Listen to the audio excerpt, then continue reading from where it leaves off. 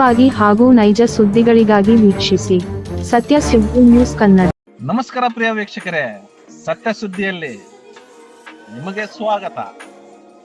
ಶಾಲಾ ಮಕ್ಕಳಿಗೆ ವಿದ್ಯಾಭ್ಯಾಸ ಎಷ್ಟು ಮುಖ್ಯವೋ ಅದರ ನಡುವೆ ಸಾಮಾನ್ಯ ಶಿಕ್ಷಣ ಜ್ಞಾನವೂ ಅಷ್ಟೇ ಮುಖ್ಯವಾಗಿದ್ದು ವಿಷಯ. ಹೌದು ವೀಕ್ಷಕರೇ, ದಾವಣಗೆರೆ ಜಿಲ್ಲೆಯ ಹರೇರ ನಗರದ ಮಜ್ಜಿಗೆ ಬಡಾವಣೆಯ ಶ್ರೀ ನೀಲಕಂಠೇಶ್ವರ ಸ್ಕೂಲಿನಲ್ಲಿ ಶಾಲೆಯ ಮಕ್ಕಳಿಗೆ ಮತದಾನದ ಅರಿವು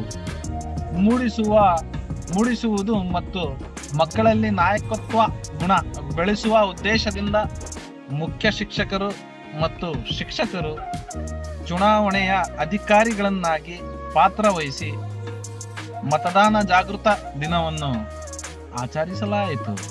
ವರದಿ ಸೈಯದ್ ಇರ್ಫಾನ್, ಸತ್ಯ ಸುದ್ದಿ ನ್ಯೂಸ್ ಕನ್ನಡ, ಹರಿಹರ.